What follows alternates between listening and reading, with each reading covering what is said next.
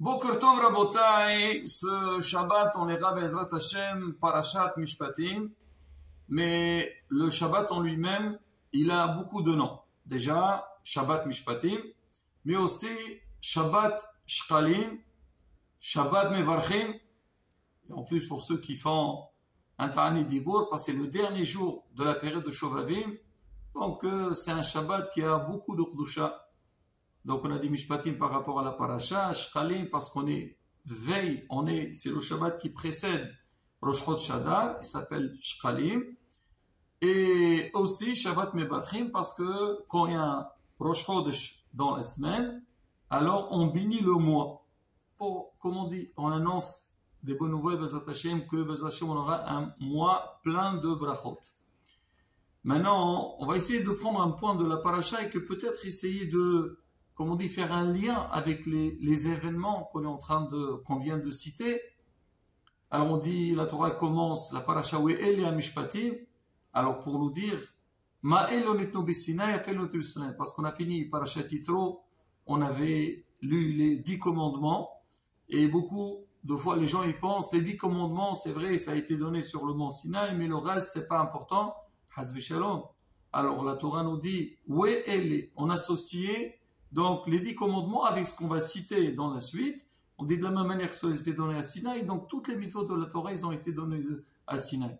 Maintenant, ce qui est intéressant à savoir, donc on va essayer de voir ce qu'il y a dans le parasha de Mishpatim, on voit que la majeure partie des mitzvot que la Torah l'a dit dans cette parasha-là, c'est des mitzvot, ce qu'on appelle Ben Adam la Havero, entre l'homme et son prochain. Et c'est ce qu'on a toujours dit, que pour HaKadosh Baruch Hu, Avodat Hashem, elle est partagée en 2 parties. Il y a la partie Ben Adam la Kadosh Baruch Hu. L'homme, bien sûr, il doit servir son Créateur et faire toutes les mitzvot qu'Hashem lui demande. Il y a aussi un travail sur lequel on a énormément besoin de travailler, c'est Ben Adam la Havero, c'est le travail avec son prochain. Donc, avoir, comme on dit, un bon contact, le respect avec les autres et surtout, penser à ceux qui sont dans le besoin. Et justement, la Torah, la paracha, elle parle, disons, elle prend une bonne partie sur ces mitzvot et à un moment donné, elle dit si jamais tu vas louer de l'argent, prêter de l'argent à un pauvre, alors le pauvre est avec toi. Bon, c'est vrai, c'est un petit peu, comprend pas trop le sens de cette phrase. C'est vrai, la Torah nous dit, donc si jamais tu vas prêter de l'argent à un pauvre, elle nous donne des règles, comment faire, la manière, et ainsi de suite. Maintenant, sur ce verset, Rashi sur place, il dit, qu'on dit im kesef tilgaramo, c'est-à-dire si jamais tu vas prêter l'argent à un pauvre. Il dit ici, ça ne veut pas dire, c'est pas une condition, si jamais tu as prêté. Et en vérité ici, im kesef, c'est qu'il faut prêter. C'est-à-dire si jamais tu vois quelqu'un qui est dans le besoin, et on a besoin de lui prêter, alors il faut lui prêter de l'argent. Et souvent, on est un peu réticent parce qu'on a peur. Surtout quand il s'agit d'un pauvre, quelqu'un qui n'a pas les moyens, on dit bon, je vais lui donner, mais comment il va me rembourser? Déjà, il n'a pas. Alors comment il va rembourser? Alors regardez à la bataille, sur cette explication que Rashi donne, il dit im kestelari, c'est-à-dire qu'il faut prêter, il faut donner. Alors pourquoi la Torah a parlé avec son langage si jamais im kesef taluit ami? Il fallait dire kesef taluit ami. Il faut prêter l'argent au tyrannie, pour le pauvre. Prends dit si jamais. Alors sur ça, il y a beaucoup d'explications. Le Rav Barbanel, il explique, ça veut dire quoi si jamais tu vas prêter? Il dit, normalement, nous, à Israël, on a une mitzvah, on a un ordre de veiller à son prochain. Et la Torah, elle dit, si jamais ton frère, tu vois, il va tomber, tu dois le soutenir. Tu ne dois pas le laisser tomber. Parce que si tu le laisses dégringoler, tomber, après c'est très difficile de le relever. Donc si tu vois déjà qu'il a des difficultés, commence déjà à le soutenir. Il va se remettre et après, il se débrouillera tout seul. Il dit normalement, donc, oui, tu dois lui donner pour l'aider. Mais des fois, ça arrive que la personne, elle n'a pas les moyens. Ça veut dire, moi, je ne peux pas donner, j'ai de l'argent qui est pour moi, je veux le donner aux autres. C'est comme si je lui donne cadeau. C'est difficile. Ou bien, des fois, toi, tu vas aller vers celui qui est dans le besoin. Tu veux lui prêter de l'argent, plutôt de lui donner. Tu dis, tiens, tu as des problèmes, tiens, je te donne de l'argent. Vas-y, fais ce qu'il faut faire et on verra plus tard. Lui, il ne veut pas. Il y a des gens qui refusent. Il dit, non, non, pourquoi? Moi, je ne veux pas qu'on me donne des cadeaux. Comme c'est marqué, sonné matano tihye. Celui qui déteste les cadeaux, il vivra. Il ne faut pas compter sur les autres. Ah, dis donc, ces cas-là, si jamais tu n'as pas les moyens pour donner de l'argent à ton prochain, ou si jamais celui qui est dans le besoin, il ne veut pas recevoir, là, dans ce cas-là, alors prête-lui de l'argent. Si jamais tu n'as pas réussi à lui donner, soit parce que toi, tu ne peux pas, tu n'as pas les moyens, ou lui, il ne veut pas recevoir, donc à ce moment-là, prête-lui de l'argent. Ça, c'est l'explication de Rav Barbanel. Notre maître, Orahim Akadosh, il donne une autre explication. Il dit, aujourd'hui, c'est sûr, on dit, la parnassa, c'est comme on dit, c'est le plus grand souci de tout le monde. Aujourd'hui, les gens, ils parlent aussi de la santé. Ah, il te dit, avant la parnassa, c'est la santé. Mais bien sûr, mais la parnassa, on a besoin. Il dit des fois, hein, quelqu'un, Baruch Hashem, il réussit dans sa vie, il gagne très très bien sa vie, il voit hein, que l'argent qu'il a gagné dépasse largement ce qu'il a besoin. Et on le voit, des fois, des gens, on a des comptes dans la banque, on voit que l'argent, comme on dit, de l'argent qui dort.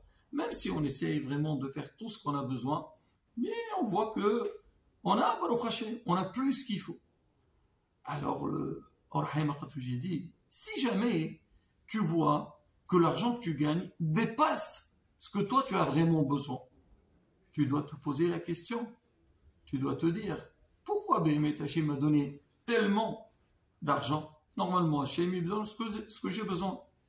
Je vois quelqu'un qui a besoin, combien tu as besoin? 100 euros, je lui donne 100 euros. Mais Hachem, il me donne beaucoup plus. Alors, il te dit, si jamais tu vois qu'Hachem, il t'a donné plus qu'il faut, sache-le, qu'il faut penser à ceux qui sont dans le besoin.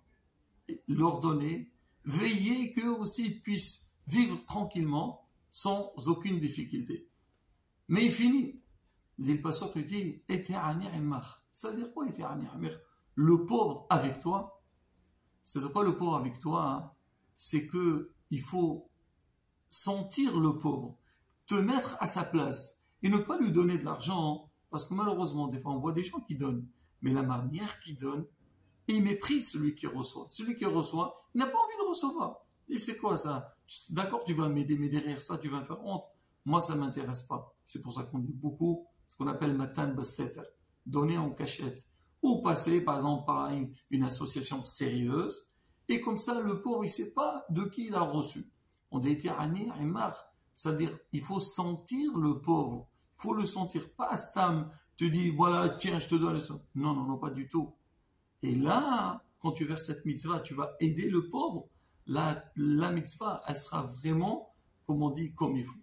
Et on va rapporter deux petites histoires à la bataille, que comment nos sages, ils étaient forts dans ce domaine. Et si on regarde, on lit dans toute l'histoire, comment il y a beaucoup de gens qui étaient haram, des gens qui avaient les moyens, comment ils ont réussi à aider ceux qui sont dans le besoin, sans qu'ils soient vexés ou sans qu'ils soient dérangés. On raconte une fois, il y avait le Hatam Sofer.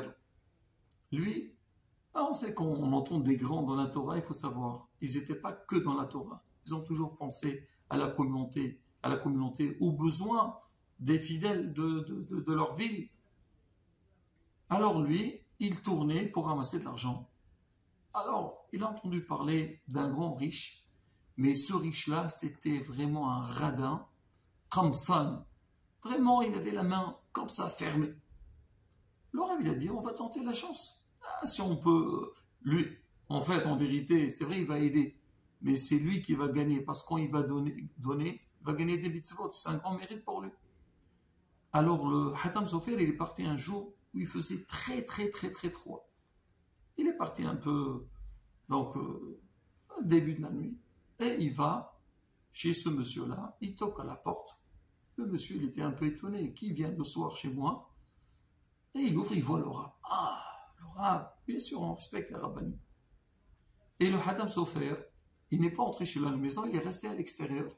Il a commencé à lui parler et il lui dit, écoute, je suis venu donc pour une demande importante. Il commence à parler avec lui. Et le monsieur, il était sorti avec son pyjama.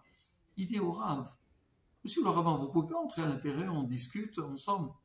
Il lui dit, non, non, je veux rester à l'extérieur. Il dit, mais c'est pas comme... Il dit, regardez, justement, j'ai fait exprès de rester dehors, comme ça vous sentez le froid et vous comprenez le besoin qu'ils ont besoin, tous les pauvres de la ville.